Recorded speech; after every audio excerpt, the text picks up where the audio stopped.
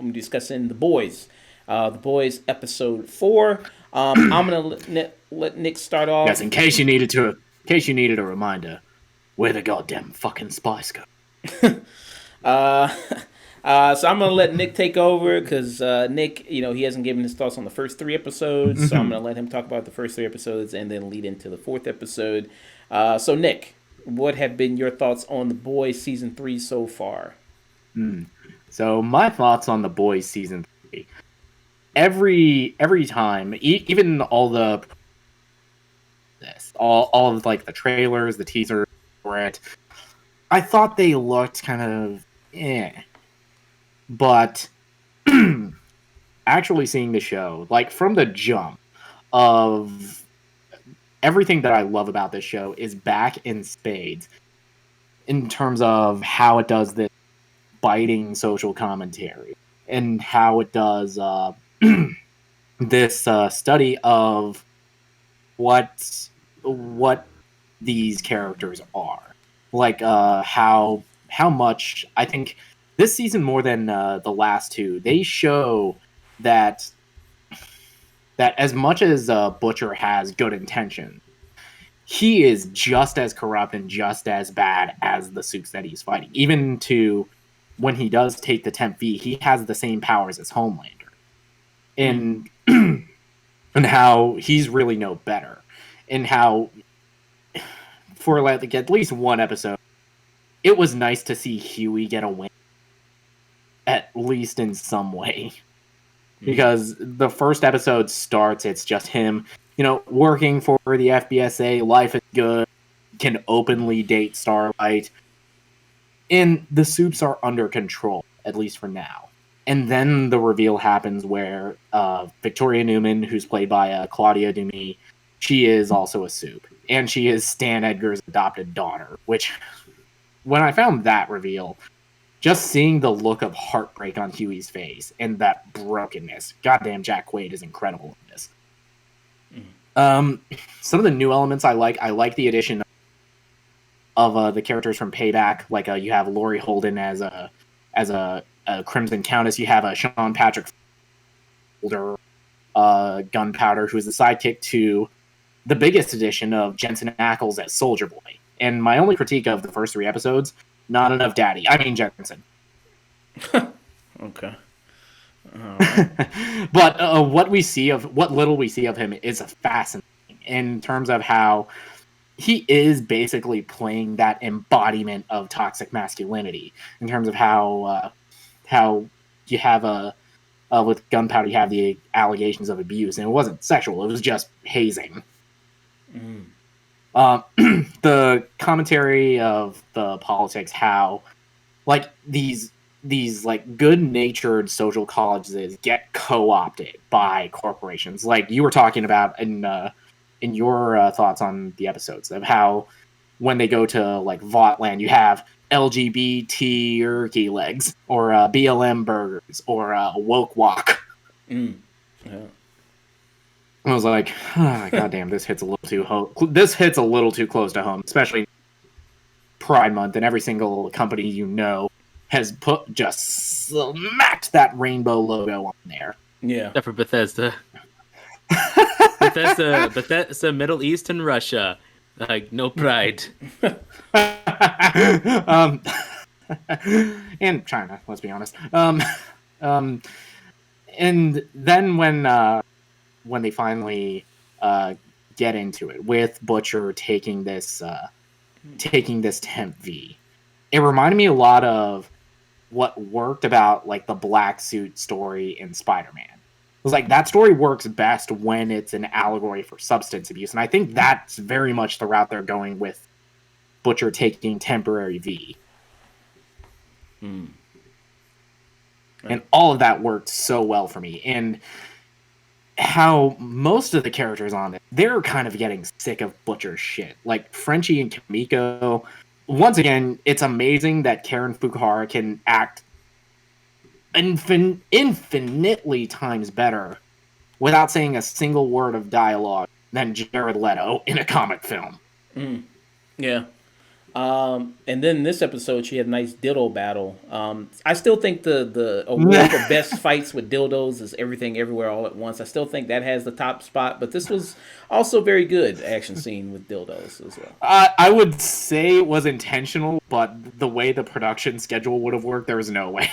Weird is that though? That we can have now two examples in recent like Two examples of great dildo fights, and they're yeah, but these ones were like glass. Yeah. Everything Everywhere, they were like nunchucks. Yeah, the nunchucks. Yeah, I mean, yeah, which was and speaking of the violence and the brutality, there are things in the first episode that I didn't need to see. Oh yeah, but it was like basically pointing out that all the Avengers needed to beat Thanos was a strategically placed Ant-Man. Yeah. Which is nice how they do play into a lot of like the memes and stuff that's on the internet, and they do use them well, which is pretty nice. Mm-hmm. Yeah, they use them well, and the violence, it feels like brutal. It feels like there are real world consequences. It doesn't go the route the comics where it's just violence for violence sake. Which is why this show is infinitely better than Garth Ennis's book. And also that it allows all of the soups to actually be characters. Like, Homelander in the books is just this caricature of a psychopath wearing a Captain America suit. And here, he is also that, but he has another layer of depth that is brought to it by Anthony Starr's performance. And how every single scene that he is involved, it is tense, and I am terrified. Especially the second episode where he gets like two amazing monologues. Once after, like, spoiler, Stormfront commits suicide. And the only thing he can say is, it's my birthday. And just show how deeply narcissistic he is. Yeah. And even that breakdown and meltdown that he has of, hey, you guys aren't the real heroes, I am. Which, I guess we gotta get rid of that drinking game. Of, like, take a drink every time he says, you know what? You guys are the real heroes. And just showing how culture has changed. He does that speech where he exposes the real him, and he's rewarded for it, which we have, like, fucking the Tucker Carlsons and fucking, like, Marjorie Taylor Greens, where you can say the most insane, racist, xenophobic, homophobic shit, and they get Yeah. Do you? Because I was saying with discussing The Boys last time of like they're kind of doing a similar storyline with Mother's Milk's wife, her new husband. They're kind of doing a similar storyline with that, like the gamer dude in the last season with Stormfront. Like it seems like they're kind of doing that storyline again. Do you see that kind of going? Like, yes, a little bit of that. He also kind of looks the part, but he is very clearly like all about the soups. Which you can see the look of frustration and sadness on Mother's Milk. Who, this might be Laz Alonso's best performance as the character in these first 4 episodes. Oh yeah, I just was gonna even as much as he was kind of more on the sideline. Him and she played by Tomer Capone in the first season. The second and third, they get to really shine. Yeah, I was gonna say that. Yeah, Mother's Milk. I think this season is really a season for him to really shine. He's got the storyline with his wife going on, and then with the Soldier Boy coming up. Soldier Boy being the person responsible for killing his family, and you see the scene where he's having like a panic attack when Soldier Boy when he sees him on TV watching like a commercial of his, and then when they actually find him, like an old appearance on basically Train. Yeah, you know what I mean. Which I thought was played beautifully. I think by him. Yeah, he's incredible in this show. Karen, she is amazing. Yeah, but Chill is saying, MM needs to take that V and turn up. He is the character that I think is going to be the holdout. He will refuse to do it. Because Butcher, he looks at it like a curse. But I think that is going to develop into like an abuse story. and for the newest episode, seeing how Huey reacts to that, it's unsettling. Yeah. Um. Dusk, what were kind of your thoughts on season 4? I mean, on I'm sorry, episode 4. Sorry about that. Dusk, maybe. Guess maybe Dusk. Yeah, I thought this was another strong episode. There's been some kind of it's funny been seeing like there's been some review bombing, I guess, of this season going on. Because I saw like on the boys' Twitter, they were pulling up some reviews that somebody did of they said that this season is very anti-male and everything like that, which I guess it's doing its job. I guess if it's striking the chord with a lot of those people that say stuff like that, then I guess it's doing a pretty good job. Doing it. It's been like that since day one, though. Yeah, I mean, a lot of the characters. I mean, I don't see how it's any more supposedly anti-male than what they've done the past few seasons, past couple of seasons. I mean, I don't see where that kind of criticism. If anything, I would have expected this for like the season 2 finale, where they literally do get it done. Yeah, I was that would be the perfect time to do it. But yeah, with this episode, like you said, Karen Fukunaga does a great job. You know what I mean? And her character can't speak. She's mute, and she just does sign language. And I, kind of talked about that, of how she does a great job just through her face and everything like that, which is tough to give a performance like that. And nice to see her. She's always. Chill says Soldier Boy fans protesting. Somebody did say that they would kind of give it a bad review if Soldier Boy didn't show up and actual Soldier Boy didn't actually play. Yeah. If they just play "Turn My Swag On" and when they got to do that. They got to do it at least. The suit. Yeah, they got to do that maybe at least once. But yeah, I thought. Hey! In this world, Soldier Boy is just a fan of Soldier Boy. Yeah, you know what I mean. He's a fanboy. Yeah. I mean, we got that joke. We got that joke in Tropic Thunder. Is like the rapper character in that is Al Pacino. Oh yeah, yeah. Oh man, Tropic Thunder. That's goated right there. That's like That's a goat movie. Yeah. But back to the boys. It's great seeing her character. Like you said, this riff going on between Butcher and then the team, of how he just, like you said, it's very similar how much he treats his team, like Homelander treats his team. And like when you see Homelander with the Dawn of the Seven, of him just exerting all this control and power over them, and not even letting them have a say, and it's very, very similar to that. And I like to see the when they do the kind of back and forth between when they're running things. How did you like in this episode when they went to Russia? How do you like the Frenchie kind of storyline with Little Nina and everything like that? The Frenchie storyline with Little Nina, I think I think in this season they're tackling themes of abuse and how victims of that, even unintentionally when they escape, they often fall into similar cycles of it. It was like even Little Nina in the third episode was talking about, you always have somebody holding your collar. First it was your father, then it was me, and now it's Butcher. And I think you could do a lot of interesting things with that, especially with what you talked about of playing with that like parallel theme of how both Butcher and Homelander kind of use the same tactics with running their teams, and how they are very much just like abusive bullies. Yeah. And then with this, you see Homelander making a big power play in this episode where he takes down Stan Edgar. I mean, I wouldn't say take him down, but the biggest power play. He puts him in kind of his place in this episode. A guy that's had control over him his entire life. A guy who he even admits that he said he was actually scared of him. A guy with all this power was scared of a guy like Stan Edgar. And the way he does that is uses Victoria Newman, who we got introduced to, who is this character that runs the FBSA, the Federal Bureau of Superhero Affairs. Who is kind of seems like an AOC type stand-in, I guess potentially like. Yeah, she was very much an.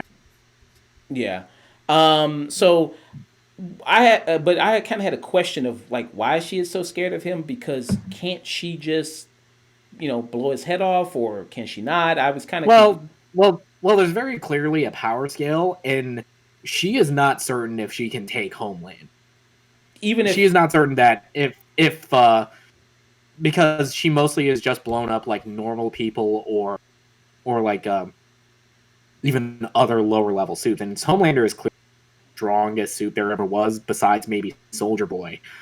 But she doesn't know if she can take him. So she can't. So even from a distance, she couldn't just do her head popping thing.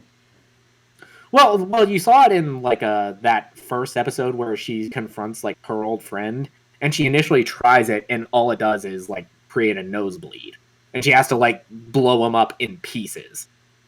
Well, in that scene, I thought she was maybe trying to do it like subtly, like trying to like maybe kind of do it without too much pain. I think maybe or something.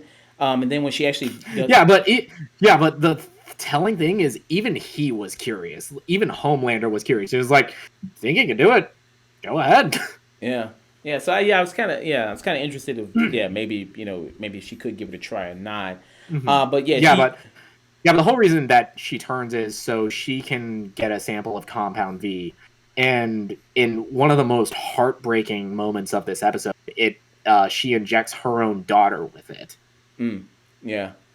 Which is a scene that is hard to watch, especially when you're of the themes of abuse and how that cycle of abuse, and especially in this season, and how hard it was. Yeah. Another thing, kind of too, kind of with that scene, and then the Victoria Newman character. Do you think she's making it out of this season, or no? I think it's fair game, especially with how this episode ends. Yeah. And we'll talk about the episode end with the Alex character was his name, who was the childhood friend of Starlight. I was expecting with that character, which he was such a great character in the like brief appearance that he had. He is very much of Starlight when she first appeared on the show. How she was very much this bright-eyed, optimistic person, and even when he got the news that, hey, the Seven are fucked up, you should run, and that really sweet moment in the third episode, like, hey, you had my back when I relapsed, and I'm not going to abandon you now. And them talking about like going against home. And the second that Supersonic popped in that elevator with A-Train, I was like, oh no. Do you think so? Because I had thought that maybe that character was going to turn on her, because that's like you can't really be that too much of a decent person in this show. Like there's always going to be some. This is a show very much like good people are punished for it. Yeah. And he was punished for being a good guy and for sticking by Starlight, as you saw at the end of this episode. It was heartbreaking, especially because I liked that character, as his chemistry with Aaron Moriarty. It's sweet and platonic in the way that I think it should have been. With like that little moment of, why would you agree to this? It's because you're the only woman I've ever loved. I'm fucking with you. Yeah. Which got a genuine belly laugh out of me.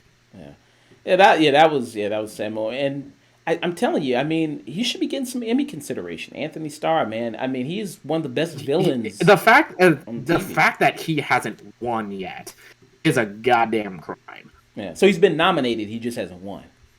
Yeah, I think he got nominated last year. Okay. The Boys got nominated for Best Drama. Yeah, because I'm telling you, I mean, he's really, I mean, like, him as Homelander is just so fucked in the head in every way possible. It's just like, Jesus. It's one of the greatest villains in serialized television.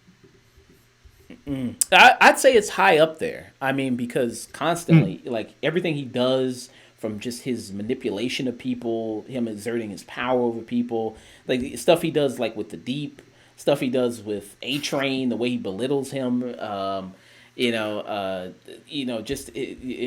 the stuff he does even with the new member, Alex, the supersonic guy, the way he orders like Mexican lunch or something like that, and he's like, well, actually, like taco bowls. Yeah, it's like, just because he's Mexican is like, it's actually, I don't even speak Spanish.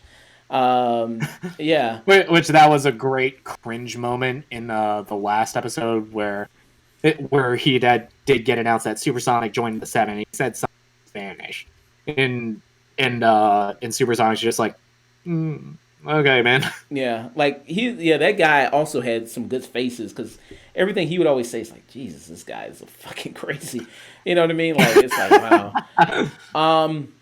Yeah, it's interesting to see where this show is possibly going to end because I know it's not following the comics very much. It's heavily kind of diverted from Oh, that. it is very different from the comics in the best way. Yeah. Yeah, I think Mother's Milk. I think a lot of the other kind of more supporting characters are really stepping up this season. Like I think the stuff with Mother's Milk and then Frenchie kind of getting some more backstory stuff. I think is pretty good. And then potentially of what's going to happen, because it feels like they're back in season 1 again with the Seven of Homelander being this domineering force again on their lives when they just thought they were free and then they thought they had a good leash on this guy and then all of a sudden now they're back to the point where they are. I think Maeve is probably not going to make it out this season. I think maybe she's going to try to fight Homelander like she does in the comics. Yeah, and somebody brought this up because they announced, I think today, the boys got renewed for a season. Yeah. And I think a lot of discourse is concerned that this is going to go the way of something like Supernatural, another originally Eric Kripke show, or The Walking Dead, where it just goes on too long. I'm praying that it doesn't, because I think this is a show more than any of those, that this has an actual end game in mind. Yeah, like Eric Kripke, I mean, he did come into Supernatural with the end game because his story ended in season 5. He intended it to end at. Yeah, so he had a plan, and then after season 5, he left. And then it's the studio that kept it going. This, I think, is the same thing. He's going to come into the show with a plan, and I think 4 or 5 seasons is good for any show. Typically, like usually that's pretty good. That's how you get in and out. 4 or 5, maybe 6 is like the. Yeah. I thought this was another good episode. Definitely washed the bad taste out of my mouth from watching Kenobi episode 4. I watched it. I watched it when I got home after seeing it, and I was like, my warm blanket. Yeah. And even getting into more of the stuff because Huey takes Compound V, and the sheer difference in how Butcher reacts versus him, because it's almost like Huey likes it. He likes getting that power back. Yeah. And especially, like you said, when Homelander confronts him, you know what I mean, and talking down to him in front of Starlight and, just having this power is just, incredibly, psychotic the way he is. And I think it's really telling that both Butcher and Huey, they both have powers very similar to the suits they hate the most. Because Huey's powers kind of remind me of A-Train's in terms of I don't know if it's like super speed or if it's like teleportation.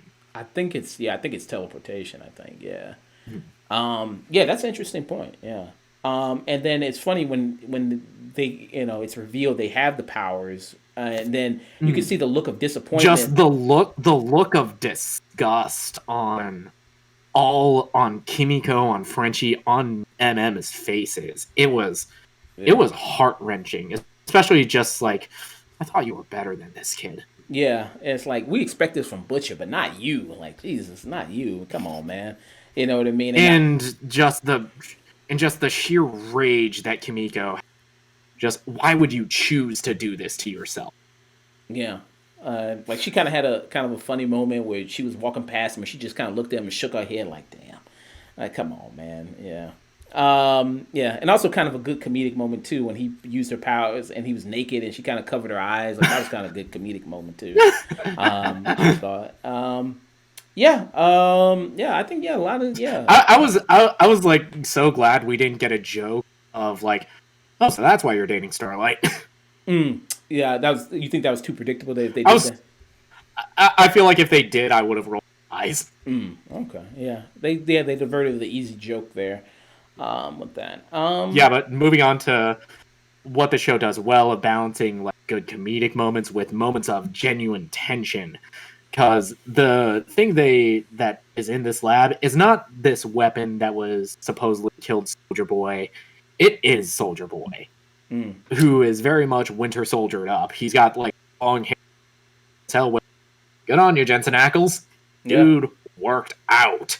Yeah, I remember I was watching a TikTok and he was doing like an interview. I think it was like Entertainment Weekly or something like that. Mhm. And he was talking about how much he had to get in shape for the role. And he was like, I had to put on this muscle. And then when I showed up to set, he said Anthony Starr, I think it was, he told him like, hey dude, why don't you just tell him to put extra muscles in the suit? Why don't you just tell him to do that instead of putting in all this muscle, dude? You know what I mean? He's like, Going back to episode 3, I love that we see Homelander out of the suit, and he is just kind of like a normal, in shape dude that's like fit, but he's also not overly muscular, and just confirming that the Homelander suit is super padded. yeah. Yeah, he almost kind of looked like Hugh Jackman in the first X-Men movie. Kind of. Kind of just like a normal in shape kind of guy, you know what I mean? In a way. Yeah, and then Jensen Ackles, who got jacked. Yeah. Which, whew. Yeah. Well, I mean, he's always Daddy. been a very much an in shape guy. Like when he was in. He's always been fit, but even on Supernatural, there were more chances for Jared Padalecki to go shirtless than him. Yeah. Because I think Padalecki, like during like the middle of one of the seasons, he was like working out, trying to audition for Thor. Oh, really? Oh, okay. Yeah, he was in consideration for that. And then going back to the episode, there was like this laser that he fires from his chest, and Kimiko knocks Frenchie out of the way, and it hits her, and suddenly her powers stop working. Yeah, so that's an interesting development with that, to see if what happens with Kimiko. I don't think she's dead, obviously. Which, Eric Kripke, I will say this to you once: if you kill Kimiko, I will find you. Yeah. Yeah, I don't think there's any way that she's possibly dead at all. I don't think there's any way. Especially because we get in the trailers there's like this clearly they're doing a musical episode, and I feel like one, it would be a waste of Karen Fukuhara to kill her this early. Yeah. Or the musical episode could just be like in her mind, maybe. Like if she's passing away, maybe. I don't know. Please don't you dare kill my future ex-wife. Yeah. Yeah. Anything else? Any final thoughts on episode 4? I feel like last season when we were talking about and how much it was a giant improvement over the previous 3, I think the level of quality has been so consistent and so great, and just exploring the dynamics of these characters, especially all the themes that we talked, like how big corporation, how they commodify a righteous causes, especially because we get the Kendall Jenner Pepsi ad parody in this episode. Yeah, which the joke was a little too on the nose, but I laughed. Yeah, the way it was done, I thought was humorous. Yeah, yeah, and even that discussion of, because A-Train, he's even trying to like have a bit of a redemption arc. He's trying to like speak out for this one hero that's like over patrolling black neighborhoods, and he gets shut down by the Deep's bitch ass.